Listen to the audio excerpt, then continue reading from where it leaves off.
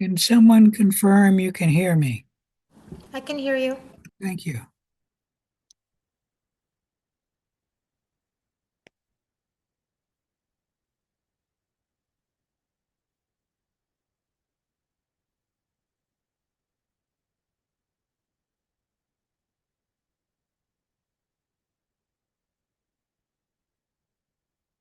Give me a minute to get to where we're supposed to be. Scroll down here. All right, today is January 21st. Let me share my screen here. There we go. And we were supposed to be getting Lab 3. You should have read the textbook, Chapter 3, through the end of the section on compound light microscopy. If you have not, you need to do that before you begin Lab 3. Any questions about what we're doing today? Let me inform you that I did get grade Lab 2 graded. I also got worksheet to lecture 2 graded. And this Lab 2, you can turn it in 2 times. So if you didn't get 100%, you have until this Saturday to turn it in again. Any questions about any of that? I'll mention in the lab that the class has decided everybody but one student voted to turn in the labs 2 times. All right, so lab 3 is what we're going to talk about, and let me get that up here.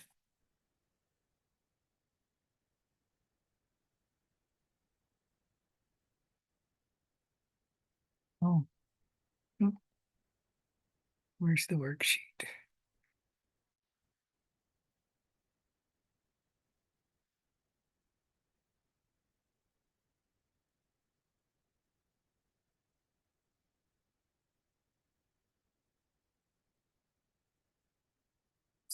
Windows here.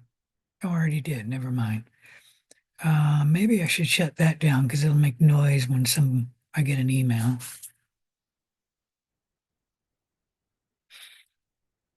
Don't need that. Let's go here. Probably don't need that either, but still a good thing to be there. All right.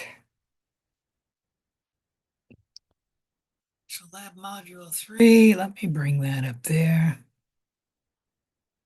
Microscope basics. You should know that microscopes are expensive and easily damaged. As such, there is a certain protocol for their care and their use. Please follow the instructions carefully. In this lab, you're not really going to be handling a microscope. We do have a virtual, what do you call that? A virtual microscope you can work on in this lab, but you won't exactly be handling a real microscope. But you do need to know how to handle a real microscope, and you will be quizzed on it. So pay attention to that, even though you're not going to handle a microscope, so you can't damage it. You do need to read this lab module and the textbook through chapter 3 through the into the section compound light microscopy. All the labs have some reading in the textbook. There are some video clips today and an online virtual exercise. You'll find the links in this laboratory module. You're not going to be physically handling a microscope. However, upon completion of this lab module, students should be able to locate and name the parts of a compound light microscope along with describing the function to that part. You should be able to calculate the total magnification for each objective lens used. You should know the guidelines for focusing specimens with different objectives, meaning the scanning objective or the 4x objective, the low power objective or the 10x objective, the high power objective or the 40x objective, and then the oil immersion objective or the 100x objective, and then be able to estimate the size of a specimen when you view it at different magnification powers, be able to understand the rules for proper microscope care, and be able to define the terms associated with the microscope described in this module and in the textbook. Any question about any of these objectives? All right, a compound microscope is one that has at least two lenses that can magnify. They have an ocular lens, also called the eyepiece, and that's these lenses here. And it has a objective lens, and that will be these lenses here. Any question about any of that? We'll talk about a simple microscope in the lecture, and that will be a microscope that only magnifies with one lens.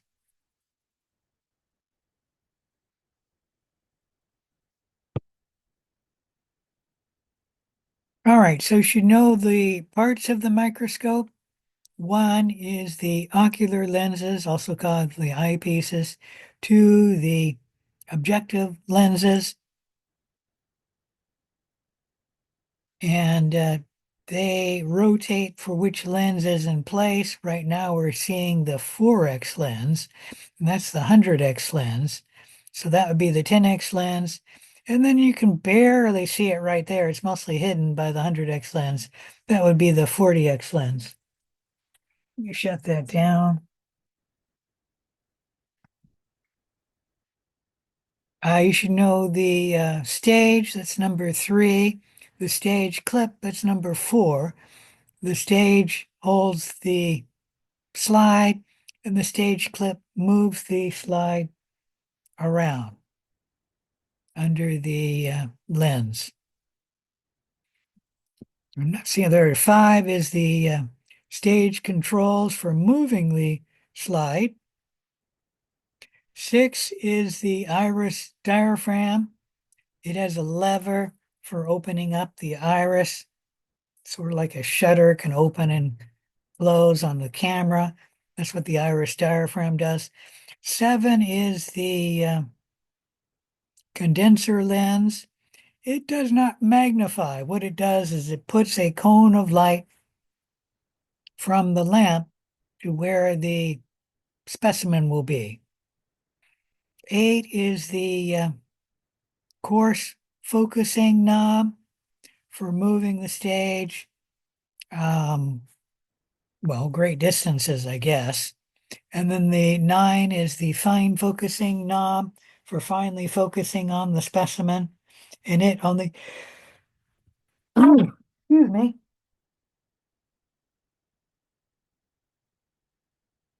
Hopefully I won't sneeze again. 9 moves the stage slight distances for finely focusing on the specimen.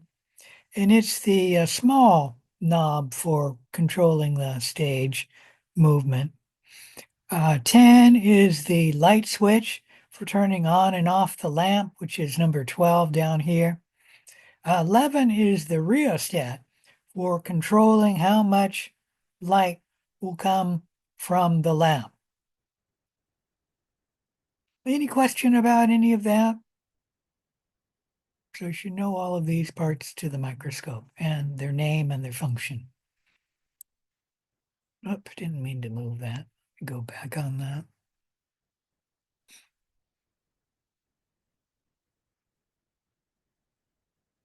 And there are the different parts that I went through and the name and what they do.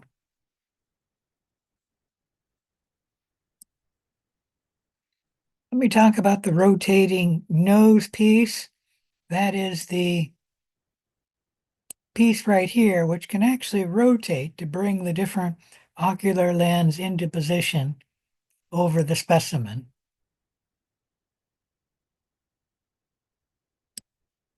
For the ocular lenses, they have names: scanning lens, low power lens, high power lens, oil immersion lens. I tend not to use the name for the objective lenses. I tend to use the power for the objective lenses. So the scanning lens is the 4x power lens, ocular lens. The low power is the 10x ocular lens. And you can sort of see why I don't use the name, and that is the low power ocular lens is not the lowest ocular lens. And then the high power lens, the 40x power ocular lens, is not the highest ocular lens. And then the oil immersion lens, that one I do tend to use both of them, is the 100x uh, objective lens. If you call them by their power, you won't be confused on the low power and the high power. Every term somebody gets these questions wrong on which lens they're talking about when they use low power and high power. The 4x lens has a total magnification of 40 times. What it is the 4x objective times the 10x ocular lens for a total magnification of 10x. And that means the total magnification is the ocular lens times the power of the objective lens. Any question about any of that? So the 10x ocular lens has 100x total magnification. The 40x ocular lens has a total magnification of 400x, or 400 times. And then the 100x ocular lens, not ocular lens, objective lens has a total magnification of 1,000 times. The depth of field, the 4x objective lens has the deepest depth of field. So when we look at an object, hopefully you can see this. Yes, you can. You can see it's a three-dimensional object. And when you're looking at it with the 4x lens, most of the time in the specimen, you can see the top of the specimen as well as the bottom of the specimen. Let me get something here. And that's because it has the deepest depth of field. When you then switch to the 10x objective lens, you have not as big as a depth of field. And so I'm going to say, let's make it about half of this. You can see from the top to about half the way through the specimen, and we call that a moderate depth of field. You move then up to the next higher objective lens, the 40x objective lens, and you have a small depth of field. So from the top, just down a little ways. Oops, let me go, let's so you can see that. And then you switch to the 100x objective lens. Instead of seeing from the top down a little ways, all you can see is one plane through the specimen. And then to focus on other regions of the plane, you have to move the stage so that you can move what plane you're observing through the specimen. And the oil immersion, or the 100x objective lens, has the narrowest depth of field. Very narrow. Like I said, just really one plane through the object. For the field of view, that's the amount of the microscope you can see under the objective lens. With the 4x objective lens, you can see the most of the slide, not all of the slide, but you can see more of the slide than any other objective lens. So we say the field of view for the slide that you're observing will be large, and then you switch up to the 10x power objective lens, your field of view will now decrease, and we call it a moderate field of view. You then move up to the 40x objective lens, and the field of view, which was large and then moderate, becomes now small. And then you move up to the 100x objective lens, and the field of view is really, really small. It's really just a, I don't know, like a pinprick of light coming through. And remember, I said that the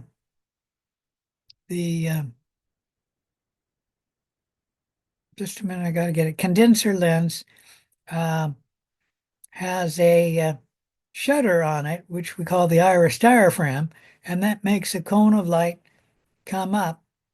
And the cone of light for the 4x objective lens, if you have it that size, will be very large.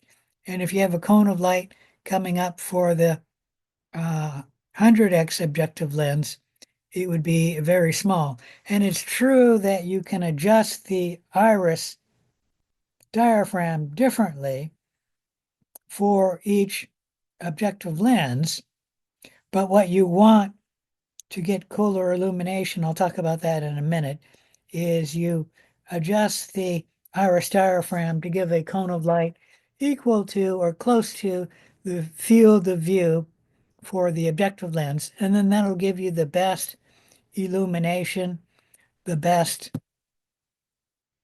resolution you can get from the microscope. So actually, you want to adjust the iris diaphragm to be about the size of the field of view that you see under the objective lens. Any question about any of that? All right, some comments. The 4x objective lens, also called the scanning lens, is the easiest objective to use because you can see the most amount of the slide under the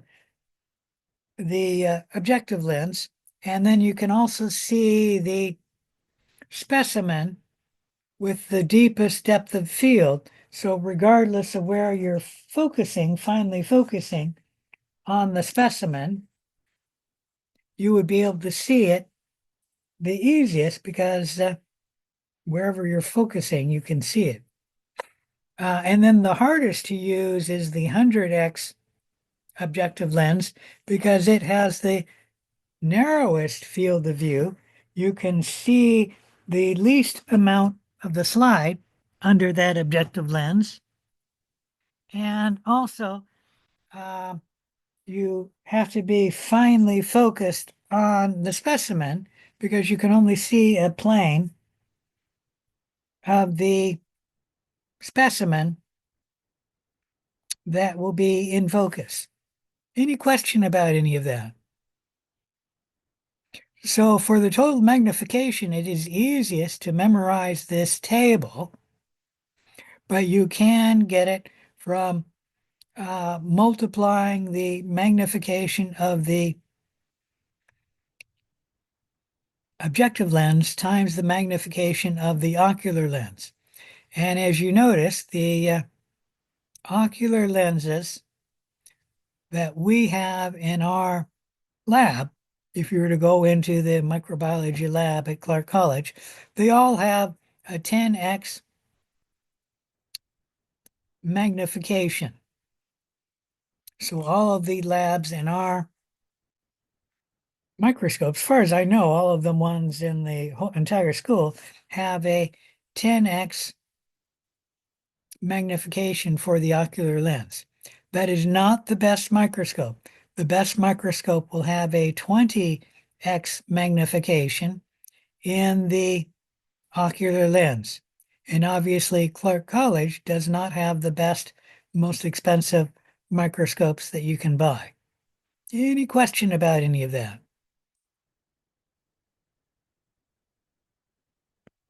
Usually, the ocular lens is only either 10x or 20x, but you can have different magnifications. I've seen a child microscope that only has a 4x ocular lens, but most of them are 10x or 20x.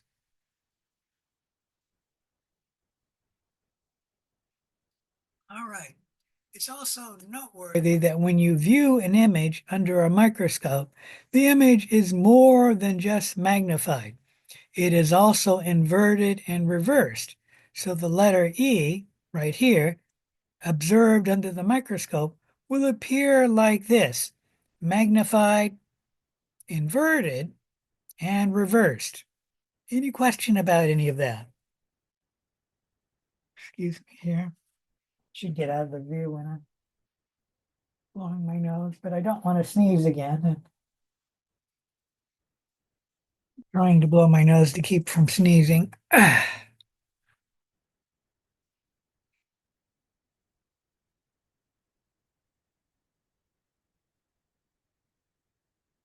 All right, so I mentioned the iris diaphragm can be opened or closed, allowing more or less light through so that you can get that cone of light up from the specimen. But more importantly, the iris diaphragm affects the contrast of the specimen against its background. And that gives you color illumination, so the iris diaphragm should be open about the size of the field of view for each objective lens that you're using. And this lab does tell you the iris diaphragm is the most important tool to adjust the light.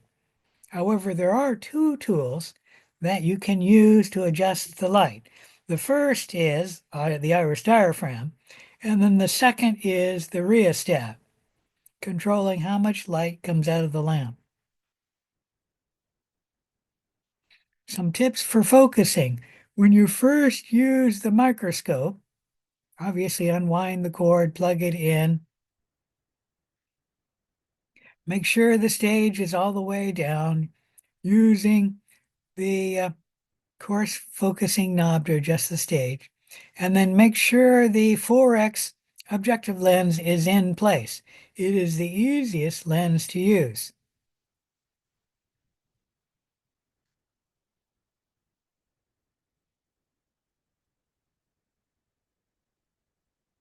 And then use the coarse focusing adjustment knob to slowly raise the stage and bring the object into coarse focus.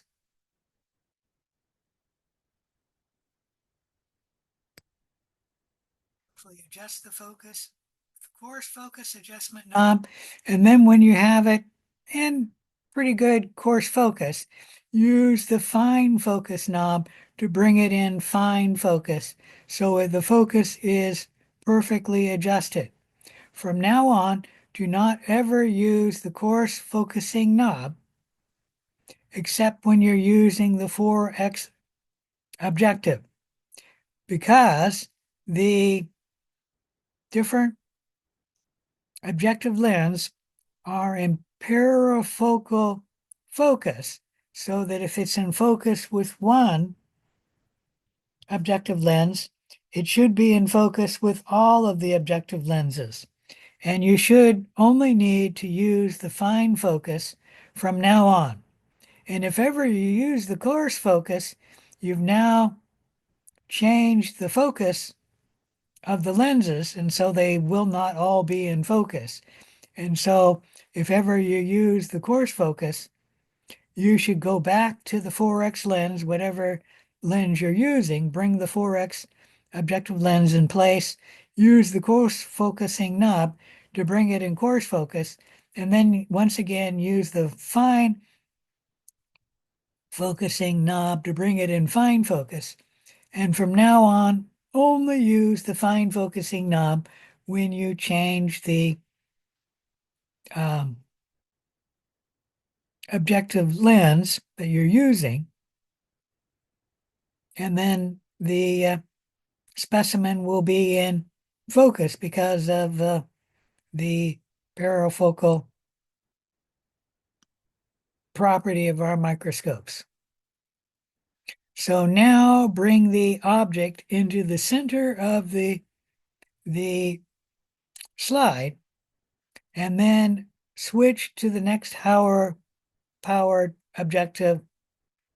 The reason why you bring the object into the center of the view of the objective is that if you were looking at the specimen, let's make this our field of view, and you're looking at the specimen over here, meaning not near the center, and then you go up to the next higher powered objective, it'll have a smaller field of view. And so instead of having this, you'll now have this, and then the specimen will no longer be under the view of the microscope. So you always bring the specimen to the center of your field of view before you switch to the next higher powered objective. Because of the parafocal property of these microscopes, the specimen should be in focus, and all you need to do is use the fine focusing knob to bring it into fine focus once again. Usually when you switch the lens, you will need to finely focus, but you do not need to coarsely focus, meaning you may need to adjust the fine focus just a little bit to bring it in perfect focusing. And then recenter the specimen in your field of view before you switch to the next higher powered objective. And then just repeat steps 9 whenever you switch from one objective to the next higher powered objective. Any question about any of that? All right. When you switch to the oil immersion lens, meaning the 100x objective lens, you have a special technique to doing that. And that is you need to add oil to the 100x objective lens. Otherwise, this lens will be no better than the 40x objective lens. And the 40x objective lens is easier to use because you'll have a larger field of view with it, as well as a greater depth of field with it. And so it'll be much easier to use than the 100x objective lens when you're not using oil. And so with that lens, you may as well always use oil. There's no good using that lens. And oil has the same refractive index as glass, which allows more light to be gathered by the lens and then gives you better uh, refraction. All of these terms we'll talk about in a little bit.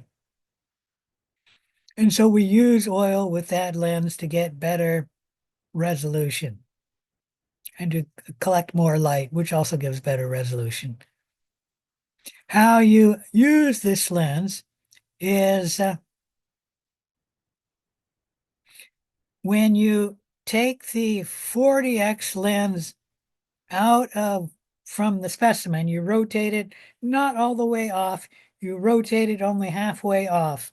And then that means that let me get two pins here. This will be standing for the 40x lens. This will be standing for the 100x lens.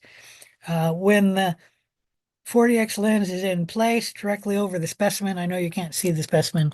Let me go. You still can't see the specimen. So you're just going to have to trust me that the specimen is straight down and the 40x lens is over the specimen. You're rotated halfway out, and then the 100x lens is not over the specimen. That gives you room to bring in the oil, which usually have an eyedropper. I don't have an eyedropper here, so let me use this for my eyedropper. And then bring in a single drop of oil, and then put that one drop of oil on the slide. I don't know if you can see that. There, you can see it. So add a single drop of oil over the specimen. And then once you have that oil on the specimen, that drop of oil. You then move the 100x objective lens over the specimen. And the drop of oil, let's make this fist my drop of oil, will actually be high enough that when you move the 100x objective into place, it'll come through the oil so that the drop of oil will be on the slide, and then the drop of oil will be touching the oil immersion lens. So in between the lens and the specimen, all we have is oil. Remember, oil has the same refractive index as glass, and that allows more light to be gathered. And we'll talk a little bit more about that, but it stops light from refracting in between the glass of the slide and the glass of the objective lens because there's oil in between the two. Any question about any of that? Whenever you use oil, you'll need to clean oil from both the objective lens and from the slide.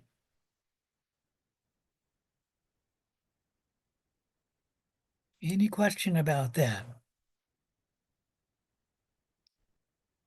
All right, there's some tips for troubleshooting when using both eyes. Generally use both eyes. Adjust the distance between the ocular lenses so it fits your eyes.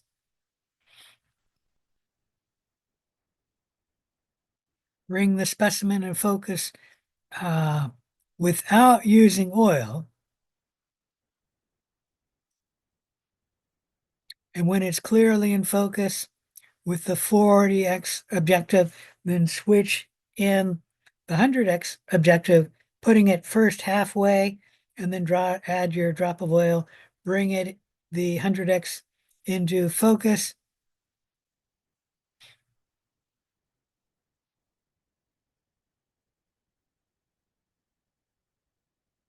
All right, so the activities for this lab, online students will not be performing this activity with a real microscope. So the table below has been filled in for you. However, you will be expected to know the information contained in the table or how to use the formula in point 5 below. It's probably easiest just to memorize the information in the table, but you can calculate it using the formula in point 5 below. So here's the table, and there's how you can calculate that information. Where's point 5 down here?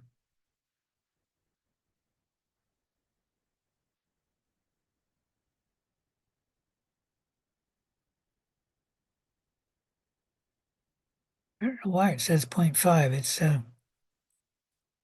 oh, here it is. That's 5 there. So you can calculate this by using this formula. For most of you, it'll be easiest just to memorize the table. And that is with the 4x objective lens, the diameter that you can view of the field of view is 4.5 millimeters. And that would be 4,500 micrometers. I'm just giving that to you there, but actually you should know this because you will um, need to know how to use metric if you don't know how to use metric. And then with the 10x objective lens, the field of view has been measured to be 1.8 millimeters, and that will be 1,800 micrometers. And if you were to come into a real microscope lab, for this lab, we would actually give you a ruler, and then you would measure what the field of view is under the microscope. Well, you can't do that, so we're giving it to you here. Um, and then with the 40x objective lens, you can measure the diameter as 0.45 millimeters. And realize that if you were to do that, I don't think I have a ruler, but pretend this is a ruler. Ah, come on. 0.445 millimeters would be smaller than the markings on the ruler. And so you had to really estimate that if you were doing it yourself. And this one's not so hard to estimate. Um, but then with the next objective lens, it's a 100x objective lens. The diameter under the field of view is 0.18 millimeters. And the smallest you have for the ruler is 1 millimeter. And so this one was really difficult to estimate. And that's 180 micrometers. Any question about any of that? All right, if you need to memorize this table to answer the questions in this lab, and like I said, you will be expected to know the field of view under each objective lens. So you may as well just memorize that, but you can calculate it using this formula there. Why it's important to know the diameter of the field of view for the different objectives. It allows you to estimate the size of the specimen that you are observing. For example, if I were to have a specimen under the 4x ocular lens, and the specimen were to take half of the field of view, what is the size of the specimen under the 4x objective lens?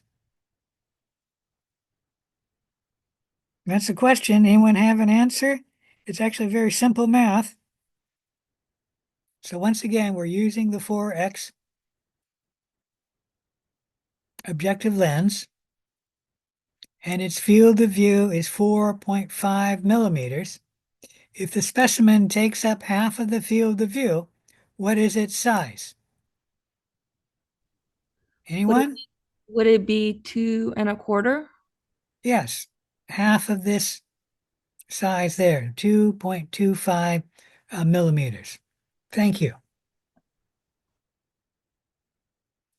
If you weren't gonna, no one was gonna say, I was just gonna let you guys figure it out.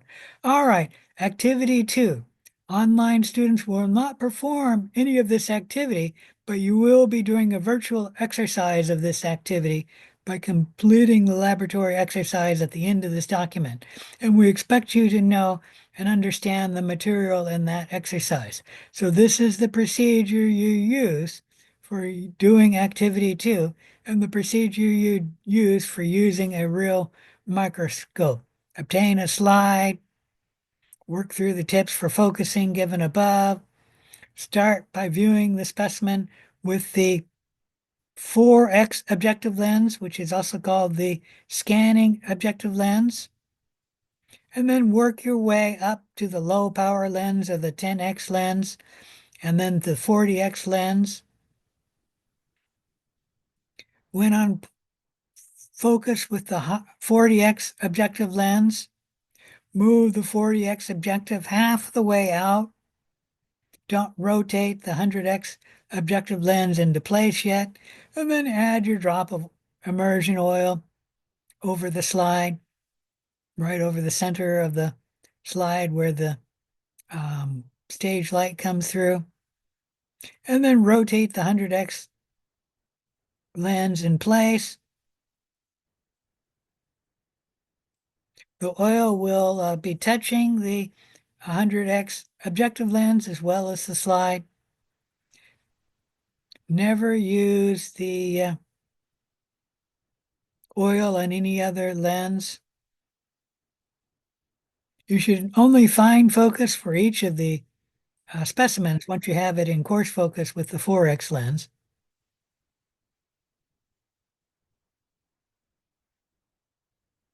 When you're all done, remove the slide from the stage, use lens paper not any other paper, not tissue paper, not paper towels, to remove the oil from the oil objective lens. You should also remove oil off the slide, put the slide back in the proper place in the tray, and then repeat that procedure with another slide if desired. For activity 3, online students are not going to perform this activity and we will not be tested on this activity, but you should know how to make a wet mount. And if you never had that in Biology 260, go through this procedure for making a wet mount. Okay? It's a very simple procedure where you're actually looking at the specimen alive under the microscope and usually a drop of water, but it could be a drop of media.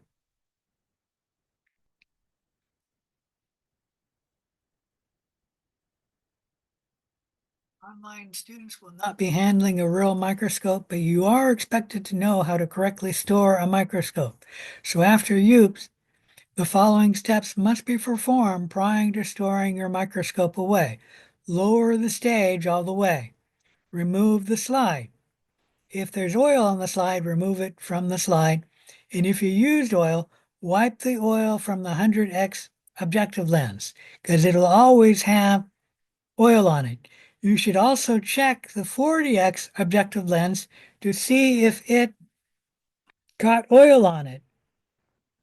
Because if you have a drop of oil on the slide and then you move the objective lenses around and you move the 40x lens over the slide, it will come through the oil and then pick up the oil. So you should always check the 40x lens if you used oil to see if it accidentally picked up oil. Only use lens paper to remove the oil from the objective lenses. Put the 4x objective lens into place. When you're going to put the microscope away, lower the light intensity knob, meaning the rheostat, to minimum. Switch off the light, unplug the microscope, rope the cord around the microscope. You don't need to do number 7 because I don't have my students do number 7. And then 8, always use both hands to handle the microscope, one hand to support the base of the microscope, the other hand carrying the microscope. So always hold the microscope when you're carrying it with 2 hands. And then place the microscope back in the same cupboard you got it from, in the same way you got it out of. And that is our microscopes. Let me get something here that has a show. And so this will be the front of the microscope. This will be the back of the microscopes. Our microscopes go in the cupboard with the front of the microscope in first and then the back of the microscope facing you. That statement is not relevant for an online course because you won't be penalized if the microscope is not handled correctly because we won't be handling microscopes. All right, here's an overview of the terms that you should know in this lab. The references you can skip. And then now let's go into the laboratory exercise, what you're going to be doing in this lab. View the following video clips on general focusing of a microscope, and then view how to add oil to a microscope, and then practice your microscope skills by using a virtual microscope. Click on this link. Let me open it here. It may be slow to download if you don't have a fast internet connection, so give it time to download. Well, this is a little slow. There we go. There's the virtual microscope you're going to be working on. You can click on these links here. We're going to look on Explore. There's the microscope, and the question mark tells you what to click on, by the way. grab a slide. I think I want to take the animal slide and then you can take a look at the bacteria slide. No, I do the plant slide and the animal slide. Sorry. The onion root tip's one good one to look at. You need to coarse focus it or using this knob. Get it in coarse focus, about as good as you can get. And that's about good there. And then finally focus it. And then move up to the 10x lens. Let's say we're focusing in on, let's focus in on that one there. So let's move that into place. And now let's finally focus. See how it's focused. So I don't need to use the coarse focus now, only the fine focus. Something around here. And then we're moving that into the center of the field of view. Go up to the 40x lens. Finally focus. I think that's what I was viewing there. Move it to the center of your field of view. Finally focus. And then go up to the 100x lens. You need to add the oil here. The oil is the question mark there. Add the oil there. And you'll notice it's not in focus here. I'm not sure where that went. Oh, there. No, that's not it. I don't have it in focus. And oh, there it is. It's right there. I can't quite get it in the center of the field of view, but that's good enough. And then finally focus with it. And that's how you use the uh, the virtual microscope. Put away the slide because we put away the slide. You need to clean the microscope with lens paper. There we're removing the oil from the 100x objective lens, and there that put away the slide. You also want to take a look at the animal slide. I use the spider leg. So there's the spider leg. Let's coarse focus it. And then finally focus it. And here it kind of depends what you're looking at to finally focus. And then that's how you use the virtual microscope. Any question about any of that? You will need to look at the spider leg and maybe the plant cells, the onion root cells. So take a look at those. All right, let's get out of here.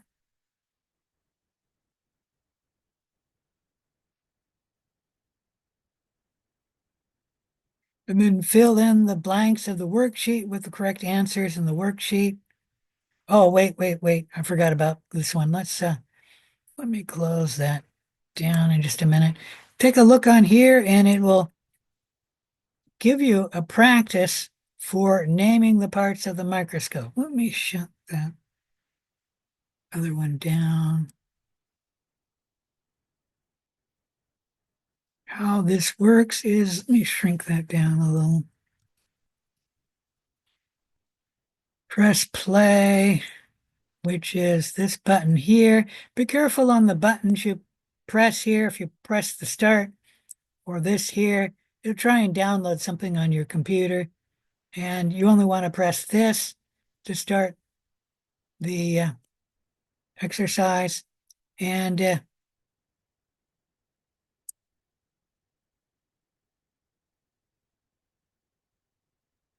oh, it's telling you the stage clip there. So that's this here. If you get the correct answer, it'll be green. Now it's the medium power objective. Oh, wow, this is different numbers. I'm going to deliberately take the wrong one. That would probably be it there. So that's the lowest one. That's probably the highest one. So that's going to be the wrong color. Oh, I thought it was going to be a different color. Ah, it was. I was looking at the wrong one. So if you get it 3 times wrong, it'll give you a red, or maybe 2 times wrong, it'll give you red. And I clicked on it there, and that's the wrong answer, so it's red. The diaphragm, let's click on the wrong answer once again.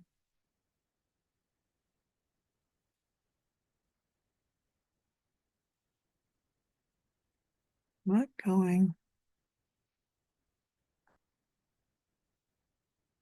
Okay, it's not going, it went yellow last term, and you have to go 3 times before it goes wrong. And then you click on it, it'll be wrong. Let me see the next one. Maybe it's changed how it works. Revolving nose piece. So let's go one wrong and then one right. All right, so it'll actually turn yellow, meaning you got it wrong one time. I think if you get it wrong, low power objective.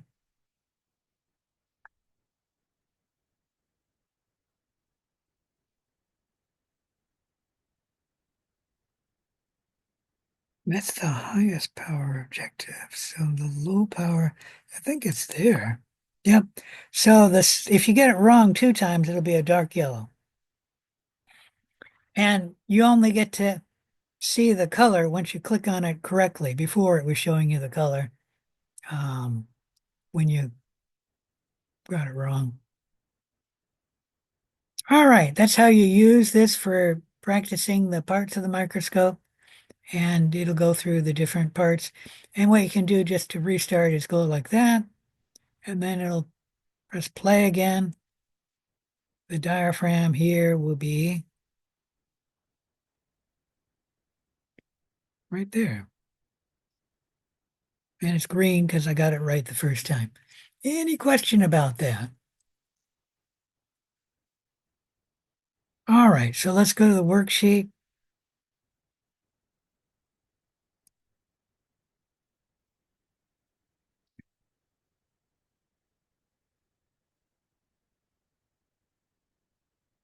Fill in the blanks with the correct answers. For 4A, when focusing on a specimen, you should always start with which objective lens? For B, when using the low power, the high power, and the oil objective, only which focusing adjustment knob should be used, the fine focus or the coarse focus? And then for C, the type of microscope used in the lab is the what, what microscope? Okay, you need 2 names there. So you can't say the electron microscope because that's only one word. All right. You need 2 microscopes. And don't say something like a Nikon microscope because that's not a type of microscope. That is a brand of microscope. And then 4D, you should carry the microscope by holding onto one part of the microscope with one hand and by supporting what part of the microscope with the other hand. For E, the objectives are attached to this part of the microscope, which can be rotated to click the different objective lens into the place, and so name the part of the microscope there. If a microscope had an ocular lens of 10x and a high-powered objective lens of 45x, what would be the total microscope's total magnification? So give that answer there. When the stage is moved left, the image viewed through the oculars moves which direction? And when the stage is moved forward, the image viewed through the ocular moves in which direction? Which objective lens provides the largest field of view? So name the objective lens there. And for J, which objective lens has the smallest field of view? Name that objective lens there. And for J, of the methods for light adjustment, which is the most important on the microscope?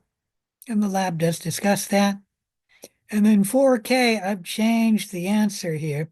How large is the field of view when using the high objective lens? You need to give that in size.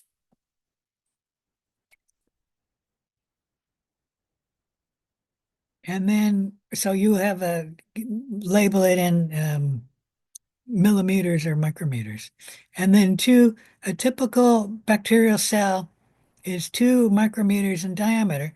In the circle below, which represents the field of view of the oil immersion objective, state how many cells can fit across the circle using the oil immersion lens. For full credit, provide your calculations.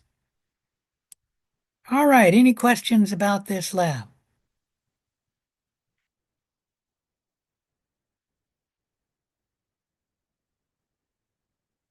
Any questions at all about anything? I have a question for you. I emailed you about it, but as long as we use, well, my partner and I for study group, as long as we use Google Docs and we're both on there in the same time and it's like live feed, you can see the other typing, and we're on there for a minimum of 40 minutes, we can still use it, correct? No, I want you guys to at least talk to each other. You can use Google Documents, And but I talk want over you the at least phone? on the phone, Okay. okay? Because you can hear their person's inflection of their voice, and then you know that they're uncomfortable, and then hopefully the other person will ask you a question Okay. And then just use to Google Docs strengthen for the, document. I'm sorry? And then just using the Google Docs as our documentation for answers, then we can You both can see it. use Google Documents. I have no problem there, Yep. but I do Okay. want you either on Zoom or Or phone. Okay. on, let's see, either on Zoom or on,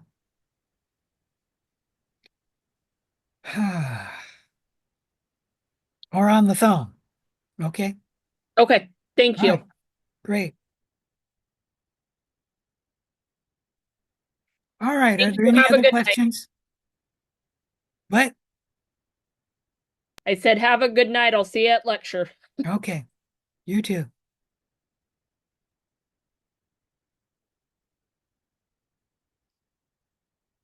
All right. I'll be here until the last student logs out, to answer any questions.